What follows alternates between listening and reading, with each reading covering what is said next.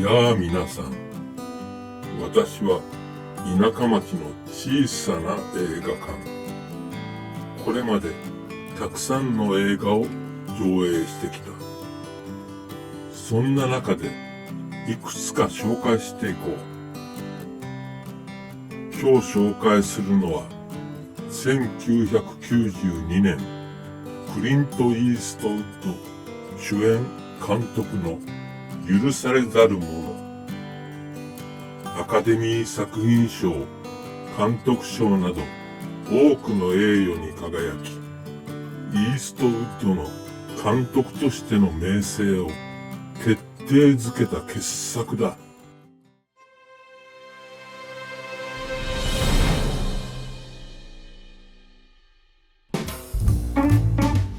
クリント・イーストウッド、1930年カリフォルニア州サンフランシスコ生まれ。俳優として知られ始めたのはテレビ西部劇ローハイド。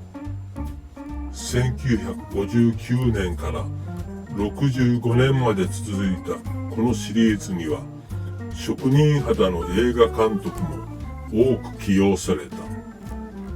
イーストウッドが今でもアメリカの監督の中で早撮りなのはこの頃の経験が生かされているのだ。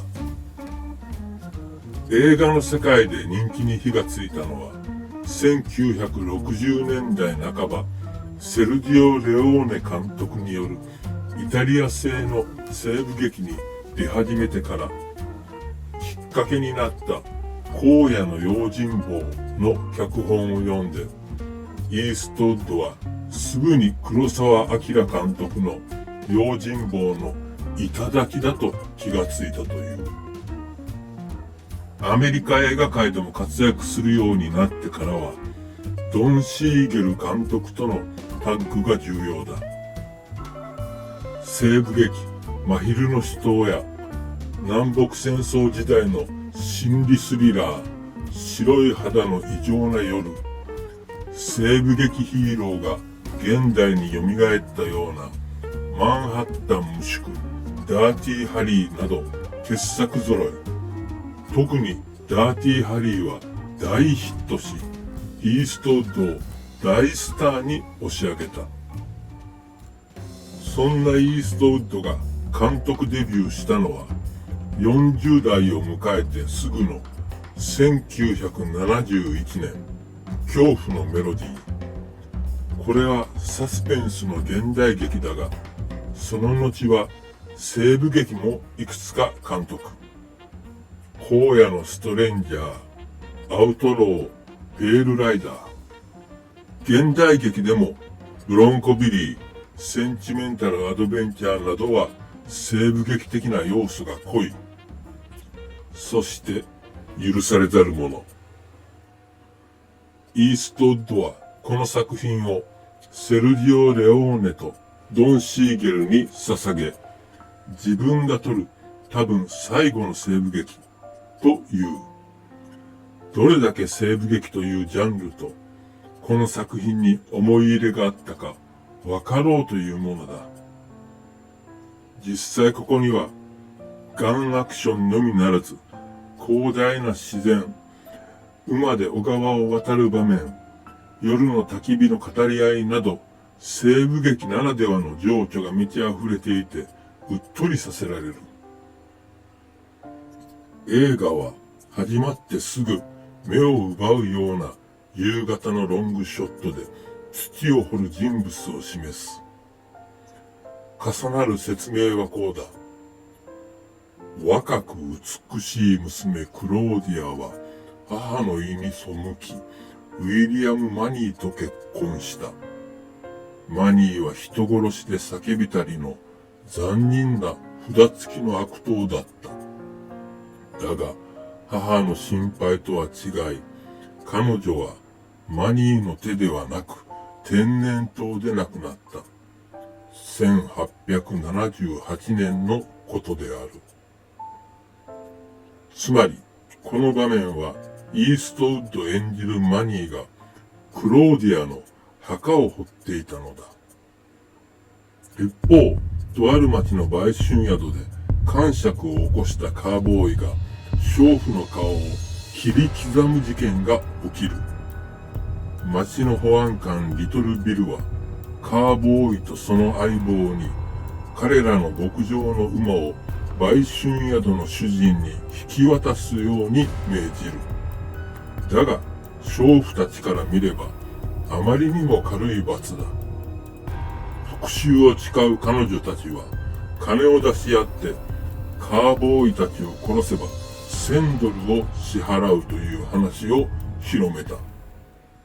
保安官リトルビルを演じるのはジーン・ハックマン。ダーティーハリーと同時期に同じ刑事物のフレンチコネクションでスターとなった名優だ。物語の上では敵役になるわけだが、決して単純な悪役ではない。人間味もあり、町の秩序を考える政治家的人物に描かれている。このあたり、バード、ホワイトハンター、ブラックハートという実話もの映画を撮って、単純な善悪では分けられない現実の人間を扱った監督ならではの深みが感じられる。ちなみに最近のイーストウッド監督作品は実話ものが圧倒的に多い。さて、二人のカーボーイの首に賞金がかけられた話は若いガンマンからウィリアム・マニーのもとに伝えられる。手を組んで1000ドルをせしめようというのだが、マニーは今や真面目な養豚業者。一旦は断るが、生活の苦しさから話に乗ることにする。久しぶりに銃を手にし、昔の仲間のネッドを誘って、共に若いガンマンの後を追う。ネッドを演じるのはモーガン・フリーマン。他にはジャガーノートなどで有名なリチャード・ハリスも出演しており、主役級のスターが4人もキャスティングされたのは当時のイーストウッド監督作品では珍しい。マニーが若いガンマンやネッドに語る話で明らかになるのは、彼を有名にした昔のガンマンの日々は殺さなくてもいいものも殺すような残酷でどん底の日々だったということだ。そこから救ってくれたのが亡き妻クローディア。だからマニーは銃を取っても昔のようなむちゃくちゃな人殺しにはなるまいと決めている。それは酒浸りの日々でもあった。マニーの非道な殺人はアル中の酒乱のなせる技。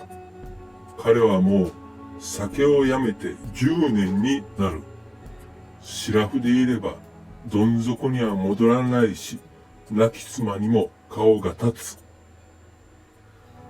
過去に囚われたものというのは、イーストウッドが監督として繰り返し描いてきたテーマだ。ファイヤーフォックス、ハートブレイクリッジの戦争体験、センチメンタルアドベンチャーの忘れられない女、バードのシンバルを投げつけられた経験、ルーキーの弟の事故。そんな中でもアル中の殺人鬼だったというのはかなり強烈で、ひとときもマニーを解放してくれない。アル中は酒をやめてもアル中で、もしも飲んだら恐ろしい酒乱が繰り返す。マニーの場合は残忍な殺人鬼に戻ってしまう。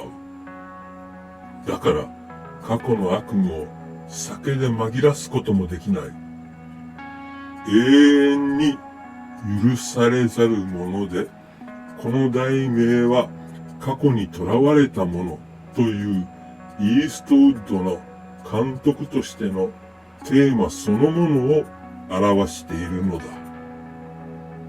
さあこうなったらマニーがいつ酒を飲んでしまうかがこの映画のポイントになることは明らかだろう。そして、ああ、ここで飲むのか。飲むのをこんな風に取るのか。というのは本当にすごい。わざとらしい演出や物々しい効果は一切なく、実にあっさりと悪夢の扉が開かれてしまう。ここはぜひ皆さんの目でお確かめいただきたい。